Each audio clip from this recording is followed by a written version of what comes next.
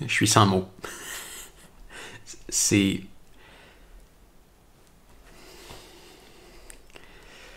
Je veux dire, je voulais faire des comparaisons, puis je me suis dit, oui, ça va sûrement être un peu ridicule de comparer une montre à 300$ à une montre à 1600$. Mais oui, c'est effectivement ridicule.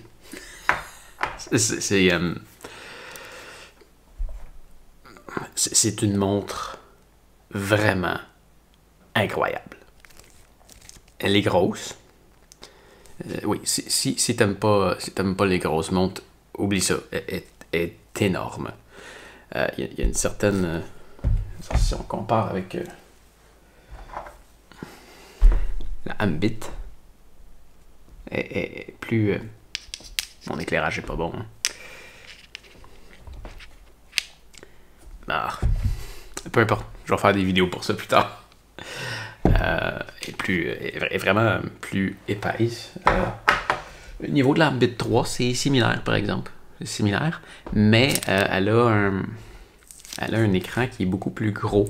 Elle n'est pas beaucoup plus large, mais si tu regardes l'écran, comme ça, tu vois qu'elle a un gros contour, donc l'écran est quand même petit, alors qu'elle a un tout petit contour et ça laisse une beaucoup plus grosse surface à l'écran.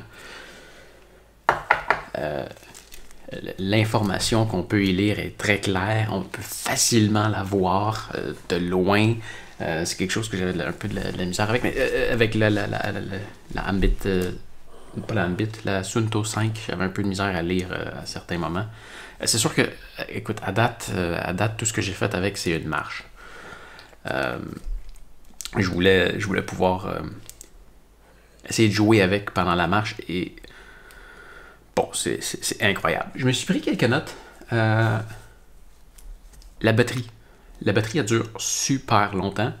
Quand j'ai fini de la charger hier, l'indicateur de batterie s'affiche non en pourcentage, mais on peut l'afficher en pourcentage, mais celui qu'on voit le plus souvent, c'est par défaut, en fait, c'est un indicateur par temps. Donc, hier, quand je l'ai chargé, il me disait 17 jours. Et 17 jours, ça veut dire sans activité GPS. Quand j'ai parti ma première activité GPS, on était à... je pense qu'il me donnait 58 heures de GPS. C'est incroyable. 58 heures. Autre chose, il y a le Wi-Fi là-dessus. Ça veut dire que quand tu rentres à la maison ou que tu veux synchroniser ta montre ou que tu veux faire une mise à jour, il y a une mise à jour qui s'est faite dessus cette nuit. Je m'en suis pas rendu compte. Là, je l'ai allumé ce matin et ça m'a dit que ça avait fait une mise à jour. Il y a... quand tu rentres à la maison, tu n'as pas besoin de synchroniser ta montre avec ton téléphone ou d'avoir ton Bluetooth d'allumé sur ton téléphone, quoi que ce soit. Ça se connecte sur ton Wi-Fi et ça envoie l'information en ligne. C'est génial. C'est une montre qui n'arrête pas de m'impressionner. C'est ça des petites choses que tu te dis, bof, je m'attendais pas à ce qu'il y ait ça, puis waouh, il l'a, puis finalement c'est le fun. Il y a les services de musique intégrés, mais ça, je ne l'ai pas encore essayé. En fait, je l'essayerai. Bon, il va falloir que je m'abonne à un autre service pour l'essayer parce que les seuls qui sont offerts en ce moment, c'est Deezer, Spotify et Amazon Music. Il y en a quelques d'autres que je connais pas. J'utilise YouTube Music, alors mon service n'est pas compatible avec la montre. Les cartes. Le système de cartographie, c'est incroyable. Je peux aller chercher là. Écoute, il faut encore que j'apprenne à l'utiliser. Ah oui, je peux aller ici.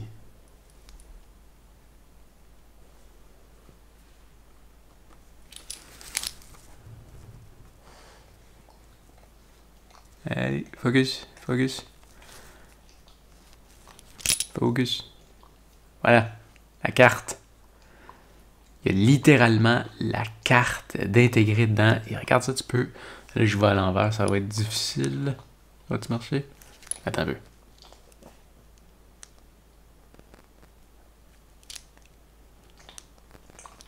toute façon, je vais faire des vidéos là-dessus plus tard. La carte La carte, tu peux zoomer, dézoomer, tu peux accéder à pas mal de tout le monde. J'ai reculé, je voyais l'Amérique du Nord au complet, je pense que je voyais même l'Europe, et tu peux te déplacer avec les boutons, et ça se fait quand même plutôt bien, parce qu'elle n'a pas d'écran tactile, ce que je trouve génial. Et on peut quand même se déplacer avec les boutons, on peut zoomer, zoom out. C'est capable de retrouver tout ce qu'il y a à portée. Donc, hier, je pouvais défiler parmi la liste de ce qu'il y avait proche. Je pouvais voir où est-ce qu'étaient les toilettes, où est-ce qu'étaient les bancs de parc. Je pouvais aller voir où est-ce que j'avais le Tim Hortons. Donc, j'ai pu cliquer sur Tim Hortons et il me faisait littéralement un chemin, comme quand tu ouvres Google Maps. Et il me disait, ben là, tu vas encore marcher 250 mètres, tu vas tourner à gauche sur le nom de la rue. Il peut vraiment te faire un chemin pour aller à n'importe quel endroit. Et quand tu veux revenir disons, à ton point de départ, tu as soit l'option de trackback qui te ramène par le chemin que que tu viens de faire et qui va te guider pour continuer à prendre le même chemin, ou tu peux y aller pour le chemin le plus rapide. Alors, plutôt que de te dire, si tu veux rentrer, disons, c'est l'option que je trouvais incroyable sur celle-là, qui me disait, regarde, ton auto est 2 km par là en ligne droite. Mais en ligne droite, il faut que tu traverses le bois. Et celle-là va, littéralement, si t'es sur une montagne que tu connais pas et tu veux pas revenir par le même endroit, elle va te dire quel chemin prendre et elle va te guider à chaque intersection. Elle va te rappeler, dans 100 mètres, il va falloir que tu tournes. Fais attention, puis rendu à l'intersection, ding, ding, ding, là, c'est là qu'il faut que tu tournes. Puis quand tu regardes, c'est très... C'est ça.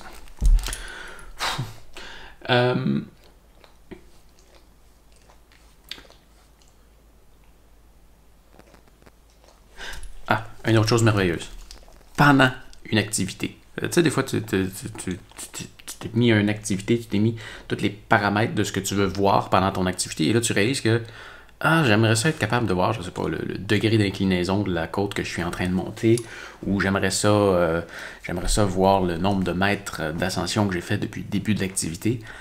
Sur cette montre-là, pendant l'activité, tu peux ajuster toutes tes fenêtres, tu peux ajuster toutes les informations que tu vois pendant l'activité.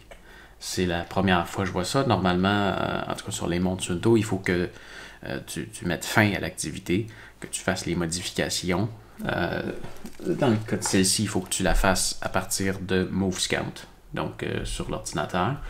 Et avec elle, tu peux le faire sur ton téléphone. Mais si tu le fais sur ton téléphone pendant l'activité, tu ne pourras pas l'envoyer parce que ça veut dire que la montre est occupée. Avec elle, tu peux tout faire. Tu peux faire 100% de la configuration de ta montre à partir de la montre. Et ça se fait vraiment bien. Et je trouve ça fou que tu puisses le faire même pendant l'activité. C'est génial. C'est une montre qui se personnalise pas mal à l'infini. L'éclairage est quand même fou. Tu vois, là, en ce moment, il est juste à 50%. On voit bien. L'écran est gros et l'éclairage est bon. Un petit comparatif. Elle, j'ai pas vu de degré d'intensité. J'ai l'impression que c'est juste ça. Mais tu es allumé? Ah oui, il est allumé. Ça, c'est le rétroéclairage activé de la Suunto. Ah. Là, il est activé. Et ça, c'est celui de la... Tu vois que c'est...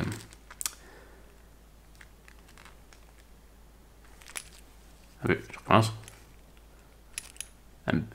Tactics. Oh oui. Ah, il y a une lampe de poche là-dessus, c'est fou. Voyons. Alors. Là, je suis mélangé parce que tous les boutons sont... Voilà, les deux sont activés. Et lui, il est juste à 50%. Et comme tu peux voir, tu n'es pas capable de voir ce qui est écrit sur celle-là.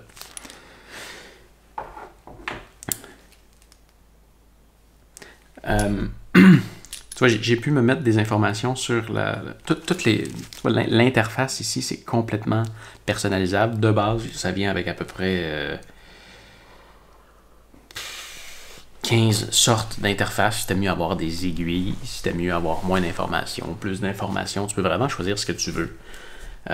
Et tu peux aussi aller en chercher par l'application Garmin Connect.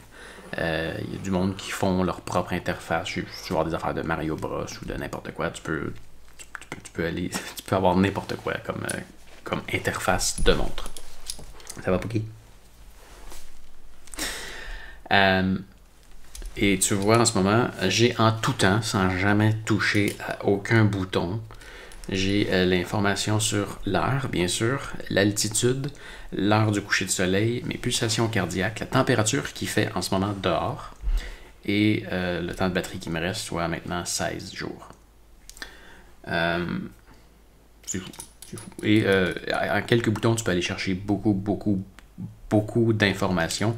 Ça, je me promenais hier, juste pour le fun. Je m'en allais ici sur Sunset Sunrise, qui me donne... Allez, focus! Qui me donne les heures de coucher de soleil. Et dans chacun des menus qu'il y a là-dedans, je vais le montrer plus tard, dans une vraie vidéo sur Aventurier, tu peux t'enfoncer dans ces informations-là qui te donnent pour avoir des détails, mais à un niveau de folitude incroyable. Comme là, il me donne le soleil se lève à 6h17 et se couche à 19h28. Mais tu rentres dans ce menu-là et tu peux savoir quelle heure ça va être demain, après-demain, tu peux continuer autant de jours plus loin que tu veux. Et il y a même une option pour regarder à quelle heure le soleil se lève et se couche dans n'importe quelle ville du monde. C'est une montre. C'est une montre. C'est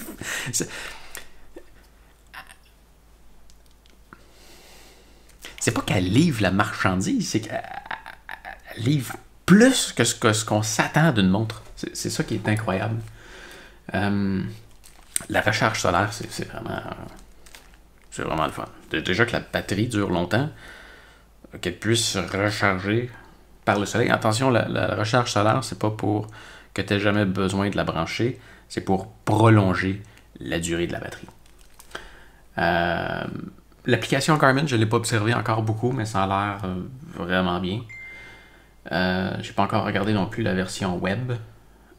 L'éclairage au mouvement, ça j'ai trouvé ça intelligent. Il y a une option que j'ai activée, ça ne l'est pas par défaut, mais quand tu fais une activité, quand je dis tu peux vraiment paramétrer tout ce que tu veux, là, il y a un paramètre qui fait en sorte que quand il fait noir, donc une fois que le soleil est couché,